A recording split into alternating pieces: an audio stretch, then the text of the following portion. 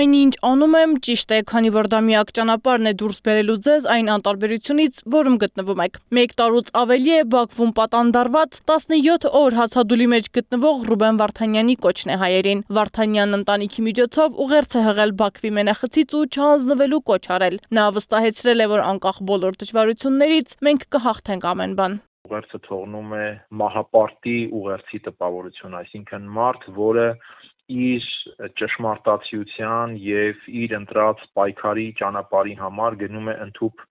գիտակցելով, որ այդ ճանապարհը կարող է ունենալ շատ ծանր վերջաբան եւ ծանր հանգրվան, այսինքն այս իմաստով Ռուբեն Վարդանյանը արձանագրում է իր հաստատակամությունը։ Հացադուլը դադարեցնել չի պատրաստվում Վարդանյանը, ինչպես ինքն է պնդել, սա իր ընտրած ճանապարհն է, որից հետ չի կանգնելու։ Միաժամանակ Վարդանյանը շեշտել է, որոշումն իր անձով ու իր կեցության պայմաններով չի պայմանավորված, այլ կեղծ դատական գործընթացներով։ Նա դատապարտել է անտարբերությունն ու շեշտել, Բաքվում իրեն կամ մնացած 15 հայերին չեն դատում, այնտեղ դատում են Հայաստանն ու հային։ Ես գիտակցել եմ ինչի եմ գնում, պատրաստ եմ եղել եւ պատրաստ եմ ավելի վատ պայմանների։ Ես զոհ չեմ, ինձ պետք չէ խղճալ, քանի որ սա գիտակցված որոշում է։ Ինչպես ակնկալվում էր, Վարդանյանի հայտարարություններն էմոցիոնալ ծանր հետքեր թողեցին հանրության վրա, բայց մասնագետները հորդորում են գերության մեջ գտնվողների խոսքերը միանշանակ ընդունել պետք չէ։ Դա նաեւ ինչ որ առումով հնարավորություններ,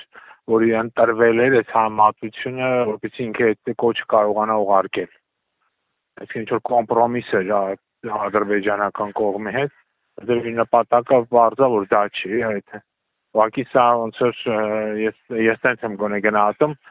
այն զիջումներ, որի դիմաց ադրբեջանական կողմը թույլ է տվել, որ ինքը այդ կոչով հանդես գա եւ դա տարածվի։ Էմոցիաներից հրաժարվելը ու Վարդանյանի հայտարարությունների մասին մտածելը այս պահին մեր միակ մարտահրավերն է համարում քաղաքագետը, իսկ մինչ Հայաստանում փորձում են վերլուծել Վարդանյանի հայտարարությունը, ադրբեջանական մամուլը ողողվել է կեղծ մարդասիրական հայտարարություններով, իբր իրենք այնքան արդար են, որ Վարդանյանը կարողացել է կոչով հանդես գալ։ Իրավապաշտպան Ռուբեն Մելիքյանը հիշեցնում է, սա գլուխ գովելու քայլ չէ, հեռախոսով ընտանիքի հետ խոսելը նրա իրավունքն է եւ այն, որ Ադրբեջանն այդ իրավունքը չի խախտել, դրական լույսի տակ ներկայացնել բարոյական չէ։ Հաշվի առնենք, որ Ռուբեն Վարդանյանը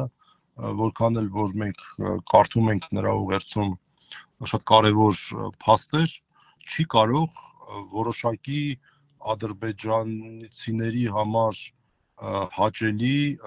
ուրեմն ձևակերպումներ թույլ չտալ։ Ուղղակի չի կարող, մարդը գերի է։ Հայտարարությունը պարունակում է նաև հակասական մտքեր եւ դրանք քննադատողներին մասնագետը կոչ է անում հաշվի առնել, թե որտեղից են այդ հայտարարությունները հնչում։ Մարդիկ գտնվելով գերությունում գերության մեջ ավելի ազատ են, որոշակի սահմաններով բացարձակ ազատ չեն, քան Հայաստանի որ իշխանական կաբինետներում նստած մարդիկ։ Մի պարզ օրինակով ասեմ, չնայած օրինակները շատ են, շատ ավելի կարևոր օրինակներ են, բայց մի պարզ օրինակով ասեմ, նույն Արցախ բառը նրանց արգելված է արտաբերել։ Իսկ Ռուբեն Վարդանյանը ազատ է այդ բառը արտաբերել, օրինակ։ Եվ կամ իրեն թույլ է տալիս այդ բառը արտաբերել, այսպես ասենք, մենք չգիտենք ինչ հետևանքներ են առաջանալու։ Եվ առհասարակ գերության մեջ գտնվող մարդկանց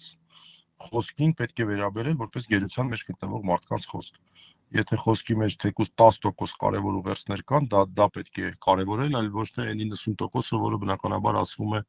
կարող է ասել հանգամանքների բերումով։ Ապրելու երկիր կուսակցության համահիմնադիր Մեսրոպ Առաքելյանը հույս ունի, որ Վարդանյանի այս հայտարարությունից հետո նրա Բաքվում հայտնվելը կասկածի տակ դնող իշխանությունը կվերանայի իր մեղադրանքները։ Գտնվելով Բաքվի բանտում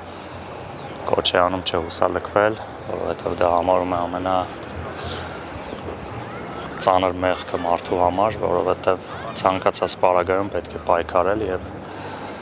կարծում եմ, որ լսելով Ռուբեն Վարդանի պայքարի կոչը Բաքվի բանտից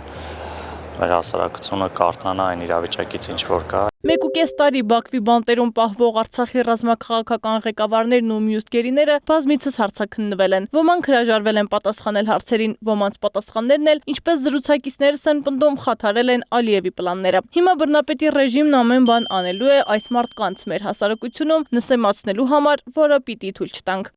Սեդամակարյան, Էդիկ Մալաքյան, Գեղամ Ղազարյան, ABC Media։